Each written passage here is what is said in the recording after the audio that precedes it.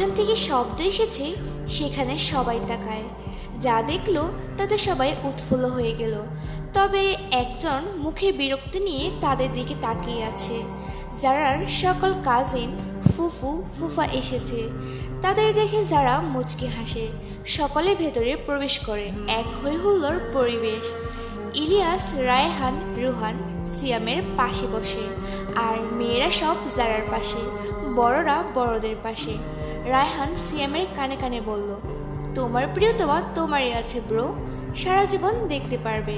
সিয়াম বিরক্ত নিয়ে বলল, 5টা বছর পর তাকে দেখলাম, তোরা তাও আমাকে আর 5 মিনিট দেখতে দিলি না, শালা মির্জাফরের বংশধর।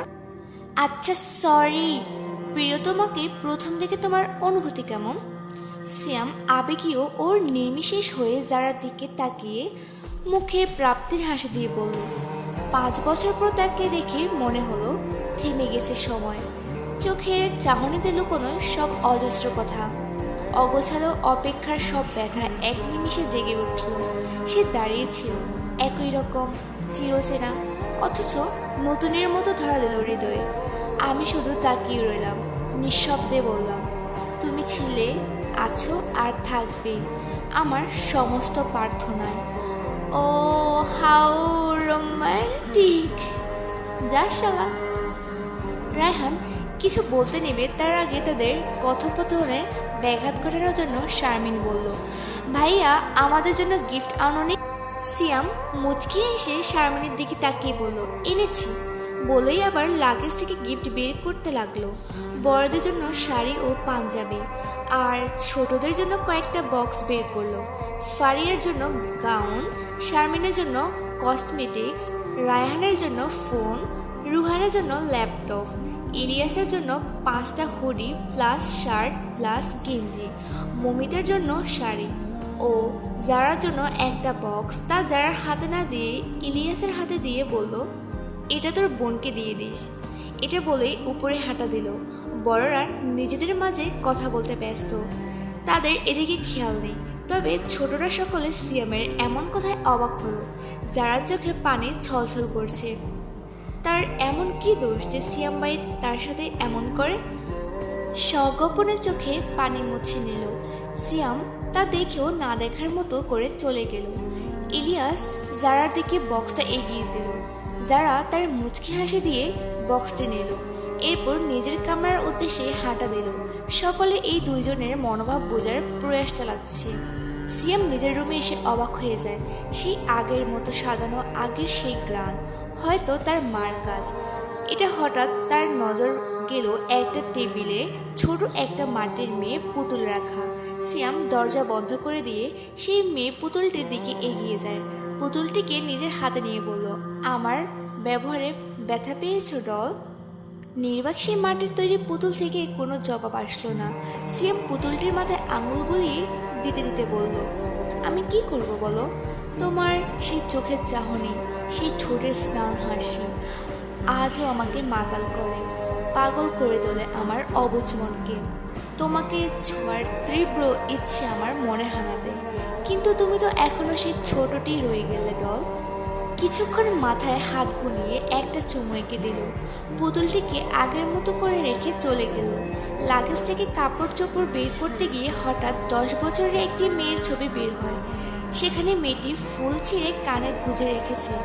অসম্ভব মিষ্টি লাগছে মেয়েটিকে। সিয়াম সেই ছবিটি বুকে চেপে ধরে বলল, তোমার চোখের সেই জল আমার হৃদয়কে ক্ষত বিক্ষত করে দেয় ডল।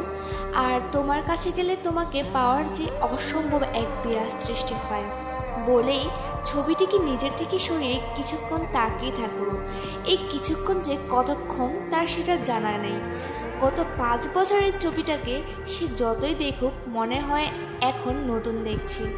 অসম্ভব মায়াময় একটি ছবি, যার প্রতি তার কখনো বিরক্ত লাগেনি। সিয়াম সেই ছবিটার দিকে তাকিয়ে থেকে আনমনে বিড়বিড় করে বলল, সামান্য একটু ব্যবহারে তুমি কান্না করলে ডল? আর গত 12 বছরে তোমার বিরহে ও অবহেলায় আমি এক চাতক পাখি নিয়ে ছটফট করে মরছি। তার চোখে পানি ছলছল করছে।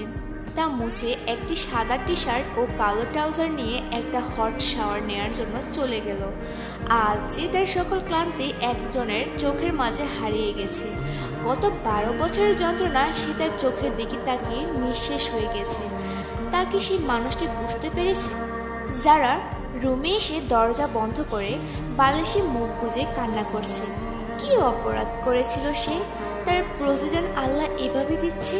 কেন সিয়াম ভাই তার সাথে একটু ভালো ব্যবহার করে না? তিনি সে আগের মতো রয়ে গেলেন। এভাবে ভেবে রাগে যারা সেই বক্সটা ধরে ছুঁড়ে ফেলতে নেবে তখনই হাত থেমে যায়। যারা বক্সের দিকে ছল ছল চোখে তাকিয়ে বলল, ওনার বিবেক না থাকলেও আমার তো আছে, আমি কিভাবে এটা ফেলে দিব? বলেই চোখের জল মুছে বক্সটি খুলতে লাগলো।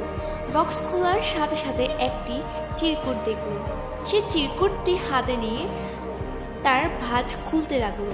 সে চিরকুটে লেখা আছে, তুই দহনে হৃদয় আমার পুরে ছাড়কার, তোর মাঝে মিশে আছে আমার মনের শান্তি, আর সেই তুই এক অনিমেষ অধরা আমার কাছে। বক্সে যা আছে তা সবাইকে বলতে হবে না। কেউ জিজ্ঞেস করলে বলবি চকলেট দিছি, আর বাকি যা আছে তার নিজের কাছে রেখে দে। পণ্ডিতগিরি করে যদি ফেরত দিতে আসে থাপ্পড় মেরে গাল লাল করে দেব। বাই। যারা তাড়াতাড়ি করে চিরকুট রেখে বক্স খুলল। ভেতরে যা আছে তা দেখে অবাক চোখে তাকিয়ে রইল। ভেতরে একটি বক্স যেখানে ডায়মন্ডের একটা আংটি ও লকেট আছে, যেটা খুব সূক্ষ্মভাবে ডিজাইন করা। এক ফুল ও কিছু লেখা যা বোঝা যাচ্ছে না। যারা সেটা পছন্দ হলো। বক্সে একটা চিরকুট, সেখানে লেখা আছে এখানে যা আছে সবসময় পরে থাকবি। কেউ জিজ্ঞেস করলে বলবি সিটি গোল্ড। যদি পাকনামি করে না পড়িস আমার থেকে খারাপ আর কেউ হবে না। যারা চিরকুটটি রেখে মুখ ভেঙচি কেটে বলল, আপনার মতো খারাপ এমনিতেও কেউ নেই, ডেভিল একটা। কিন্তু আপনি তো আবির ভাইয়ের মতো ল্যাপটপ আর ফোন দিলেও পারতেন। বলে আবার বক্স খুলল। সেখানে 5 বক্স চকলেট রাখা। যারা তার দেখে উৎফুল্ল হয়ে উঠল। একটা বক্স থেকে চকলেট বের করে খেতে লাগলো। খেতে খেতে হঠাৎ থেমে গিয়ে বলল, ডেভিল কিভাবে জানলো আমি চকলেট পছন্দ করি? হঠাৎ চিন্তিত হয়ে পড়ল। আর তার কিছুক্ষণ পর নিজেই নিজেকে সান্ত্বনা দিয়ে বলল, হয়তো আন্দাজ করে বলেছে। বলে নিজেই লজ্জা পেল। আয়নায় নিজের লজ্জাজনিত মুখ আয়নার কাছে দেখে বলল, কি যে যারা তোর কি হয়েছে, হঠাৎ লজ্জা পেলি কেন? তুই কি ওই ডেভিলের প্রেমে পড়েছিস?